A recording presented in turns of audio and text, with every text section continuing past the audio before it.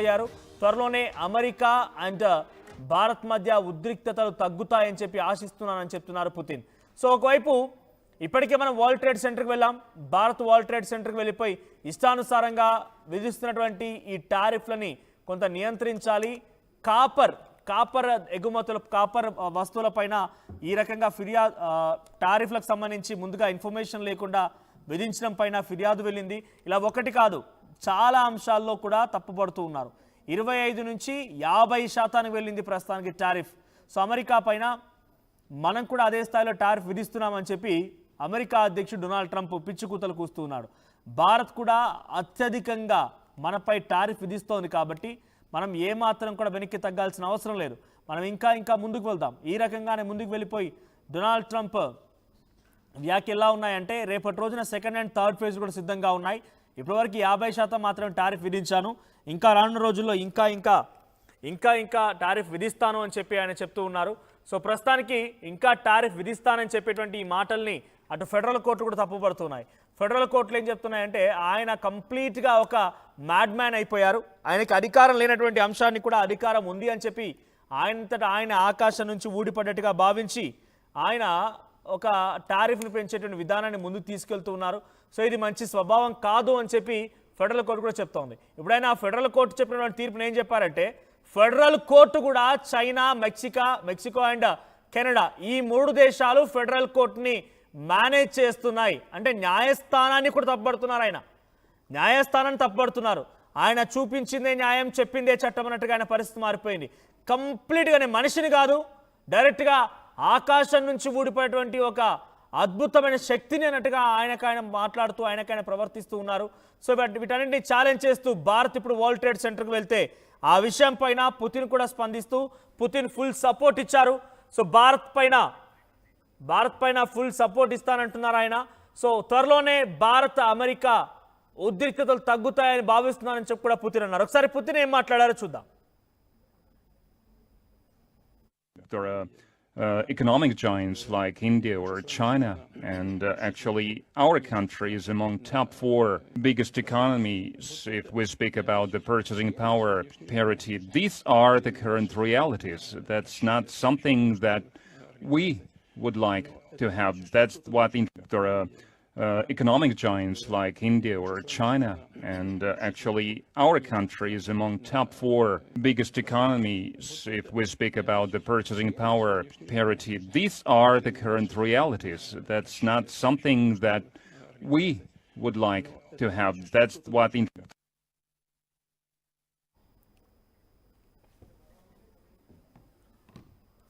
Russia అధ్యక్షుడు Putin మాట్లాడినటువంటి ఆ మాటలు చూస్తే భారత్కి ఫుల్ ఎక్స్టెండెడ్ సపోర్ట్ ఇస్తున్నాను, త్వరలోనే భారత్ అమెరికా మధ్య ఆ సత్సంబంధాలు పెరుగుతాయని లేకుంటే ఉద్రిక్తతలు తగ్గుతాయని భావిస్తున్నాను. టారిఫ్ పెంచేటువంటి విధానం పైన డొనాల్డ్ ట్రంప్ చాలా తప్పుగా వ్యవహరిస్తున్నారు. ఆసియాలోని 2 అతిపెద్ద దేశాల పైన ఆయన దుర్మార్గపు చర్యలతోని టారిఫ్లతోని ఆయన కొంత మిస్బిహేవ్ చేస్తున్నారు, ఇబ్బందికి గురి చేస్తున్నారని చెప్తున్నారు.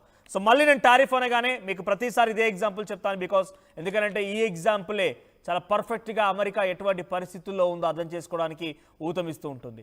అరటి పండ్లు, ఇది మీకు మళ్ళీ చెప్తున్న కొంత ఇబ్బంది కలిగించవచ్చు, బట్ అరటి పళ్ళు మన దగ్గర డజన్కి 50 నుంచి 60 రూపాయలు ఉంటే అమెరికాలో ప్రస్తుతం ఒక అరటి పండు ధర ఒక $1 రూపీ ఉంది. ఇది ప్రస్తుతం కొనసాగుతోంది బికాజ్ ఆఫ్ ఇక్కడ టారిఫ్లు పెంచడాలు, అక్కడ ఆల్రెడీ ఇన్ఫ్లేషన్ అనేది స్టార్ట్ అవ్వడాలు, ఇవన్నీ కూడా సమస్యాత్మకంగా మారిపోయాయి. మన దగ్గర నుంచి మీట్, వీట్, రైస్ ఇటువంటి చాలా ఫ్రూట్స్ వెళ్తూ ఉంటాయి. ఇవన్నీ కూడా అమెరికాలో ఇప్పుడు ఒక సంక్షోభాన్ని తలెత్తుతూ ఉన్నాయి. ఇన్ఫ్లేషన్ స్టార్ట్ అయింది, డబ్బులు పెడదామన్నా దొరకనటువంటి పరిస్థితి కూడా తలెత్తే అవకాశం కనబడుతోంది. కొరివితో తలగొక్కున్న చందంగా అమెరికా అధ్యక్షుడు డెఫినెట్గా భావిస్తున్నారు. బహునాలుకల ధోరణితో అమెరికా అధ్యక్షుడు వ్యవహరిస్తూ అనవసరంగా భారత్పై ఇంకా రెచ్చగొట్టే ప్రయత్నం చేస్తున్నాడు.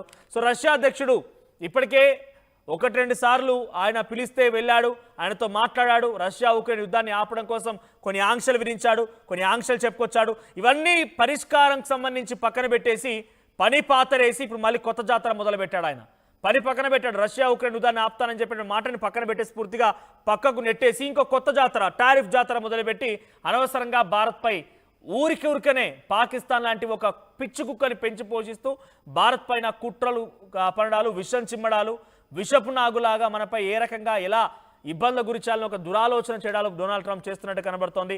సో మళ్ళీ చెప్పొచ్చు, మనం కళ్ళు మూసుకునైనా నమ్మేటువంటి ఒకే ఒక్క మిత్రుడు అది కేవలం రష్యా మాత్రమే. సో చైనా కూడా మనం పూర్తిగా నమ్మలేం. సో రష్యా మనకు మొదటి నుంచి సపోర్ట్ ఇస్తున్నట్టుగానే ఇప్పుడు కూడా సపోర్ట్ ఇస్తోంది. ఎలాగైనా సరే అమెరికా భారత్ మధ్య ఉద్రిక్తతలు తగ్గుతాయని భావిస్తున్నాను. అమెరికా ఈ రకమైన దురాలోచన చేయడం, దుష్ప్రభావాలను దారితీసే విధంగా కుట్రలు పనడం తప్పుడు చర్య అని చెప్పి పుతిన్ కూడా కొట్టిపారేస్తున్నారు. సో డొనాల్డ్ ట్రంప్ పైన మీ అభిప్రాయం ఏంటి? కామెంట్ చేయండి.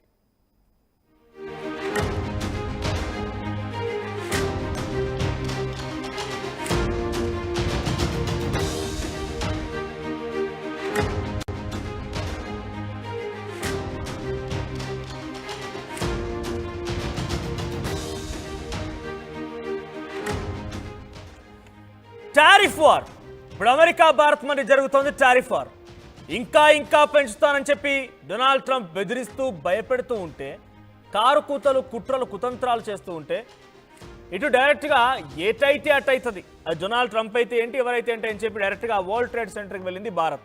అయితే ప్రస్తుతానికి అమెరికా భారత్ మధ్య ఈ టారిఫ్ వార్కి సంబంధించి లీగల్ ఫైట్ జరుగుతోంది. ఈ నేపథ్యంలో రష్యా అధ్యక్షుడు పుతిన్ ఫుల్ సపోర్ట్ ఇస్తున్నారు భారత్కి. ట్రంప్ పై సీరియస్ అయ్యారు ఆయన కూడా.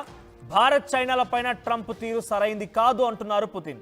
దేశాలను అణగదొక్కేందుకు, ఆసియాలోని 2 అతిపెద్ద దేశాలను అణగదొక్కేందుకు టారిఫ్ల పేరుతో ఆర్థిక ఒత్తిడి తెస్తున్నారు డొనాల్డ్ ట్రంప్ అని చెప్పి పుతిన్ అంటూ ఉన్నారు.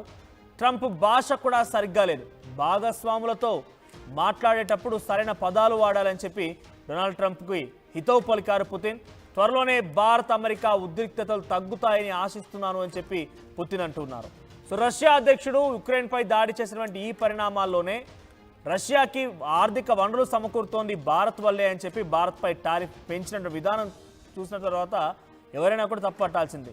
ఏవో ఒక రెండు దేశాలు కొట్టుకు చస్తున్నాయని చెప్పి దానికి కారణం ఇంకో మూడో దేశం అని చెప్పి మూడో దేశం మీద కక్షలు, కుట్రలు, కుతంత్రాలు, ఇన్ని చర్యలా, ఇంత దుర్మార్గపు ఆలోచనలా.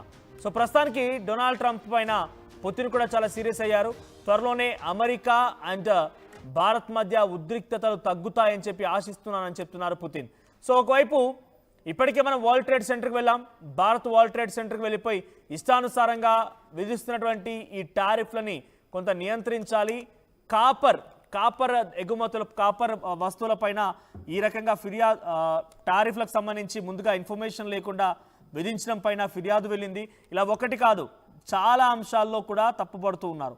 25 నుంచి 50% వెళ్ళింది ప్రస్తుతానికి టారిఫ్. సో అమెరికా పైన మనం కూడా అదే స్థాయిలో టారిఫ్ విధిస్తున్నామని చెప్పి అమెరికా అధ్యక్షుడు డొనాల్డ్ ట్రంప్ పిచ్చికూతలు కూస్తూ ఉన్నాడు. భారత్ కూడా అత్యధికంగా మనపై టారిఫ్ విధిస్తోంది కాబట్టి మనం ఏమాత్రం కూడా వెనక్కి తగ్గాల్సిన అవసరం లేదు. మనం ఇంకా ముందుకు వెళ్దాం. ఈ రకంగానే ముందుకు వెళ్ళిపోయి డొనాల్డ్ ట్రంప్ వ్యాఖ్యలు ఎలా ఉన్నాయంటే, రేపటి రోజున సెకండ్ అండ్ థర్డ్ ఫేజ్ కూడా సిద్ధంగా ఉన్నాయి. ఇప్పటివరకు 50% మాత్రం టారిఫ్ విధించాను, ఇంకా రానున్న రోజుల్లో ఇంకా టారిఫ్ విధిస్తాను అని చెప్పి ఆయన చెప్తూ ఉన్నారు.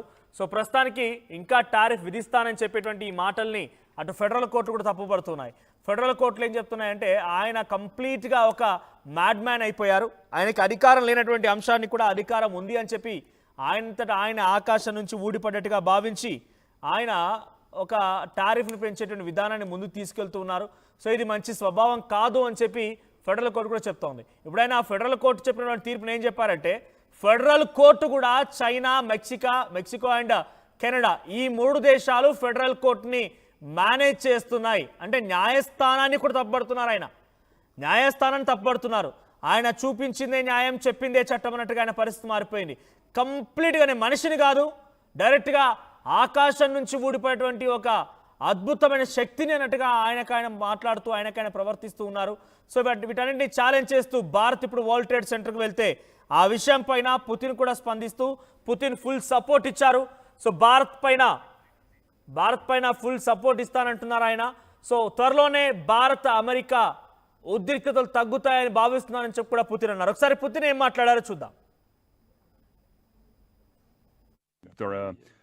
Economic giants like India or China, and actually our country is among top 4 biggest economies if we speak about the purchasing power parity. These are the current realities. That's not something that we would like to have. That's what economic giants like India or China. And actually, our country is among top 4 biggest economies if we